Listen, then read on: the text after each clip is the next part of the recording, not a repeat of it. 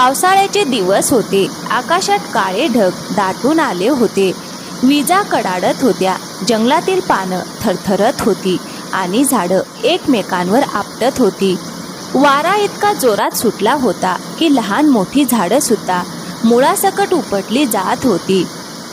जंगलाच्या एका कोपऱ्यात एका मोडकळीस आलेल्या झोपडीत गरीब चिमणी चिऊ आपल्या दोन्ही पिलांना पंखाखाली घेऊन बसली होती.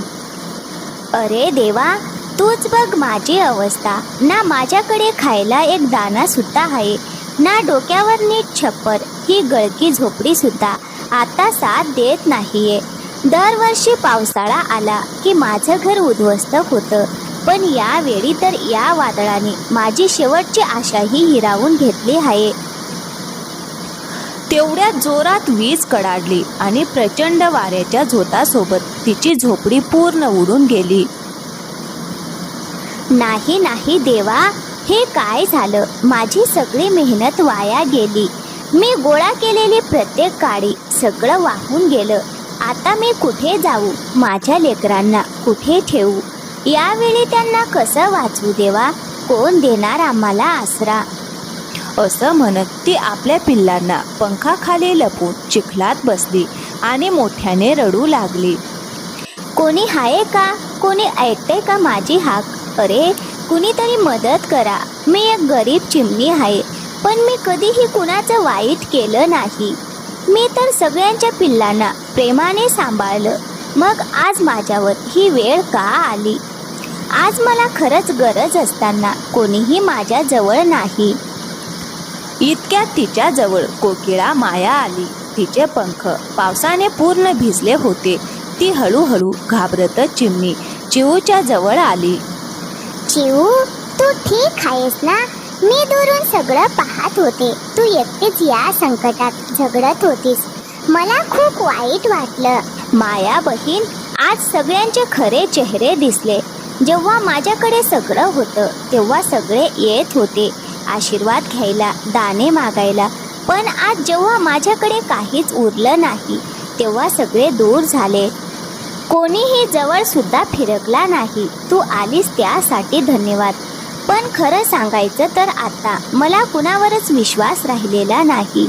अगं चिऊ, माझ्याकडे मोठं घर नाही, पण तू म्हणशील तर मी प्रयत्न करेन तुला आणि तुझ्या पिल्लांना थोडी जागा देण्याचा. नाही माया, मी कुणाचं उपकार घेऊन जगू शकत नाही.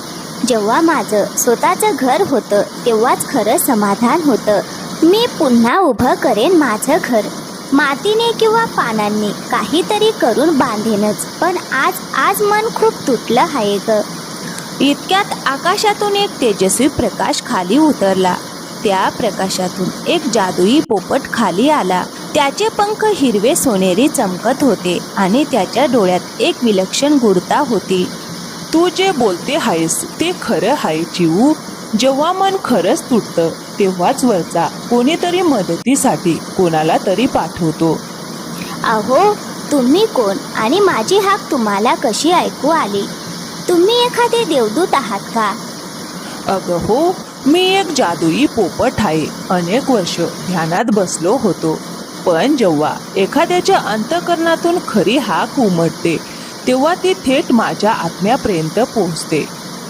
तू एकटी नाही चिऊ, तुझं दुःख मला जाणवतं.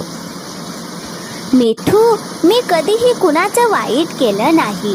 दरवर्षी कसं बसं घर बांधलं, मुलांना कधी कधी उपाशी झोपवलं, पण कधी हार मानली नाही. पण आता या वादळाने माझा धीरही हिरावून घेतला. आता पुन्हा कुठून सुरुवात करू तेच कळत नाही. तेव्हा जादुई पोपटाने आपल्या पिशवीतून काहीतरी बाहेर काढलं. हे घे चिऊ, ही जादुई माती आहे. यात वरच्या देवाच्या शक्तीची कृपा आहे आणि माझ्या आशीर्वादाचा स्पर्श आहे. ती तुझ्या जुन्या घराच्या जागी पसरव आणि बघ कसा चमत्कार घडतो. खरंच तुम्ही खरं बोलताय. या मातीतून घर उभं राहील असं मी कधी ऐकलंच नाही. अगं हो, ही साधी माती नाही. ती फक्त त्यांच्यासाठी काम करते ज्यांचं मन खरं असतं, ज्यांनी दुःख सहन करूनही आशा सोडलेली नसते. चिऊ, तू तशीच आहेस. या जादूची खरी हकदार तूच आहेस.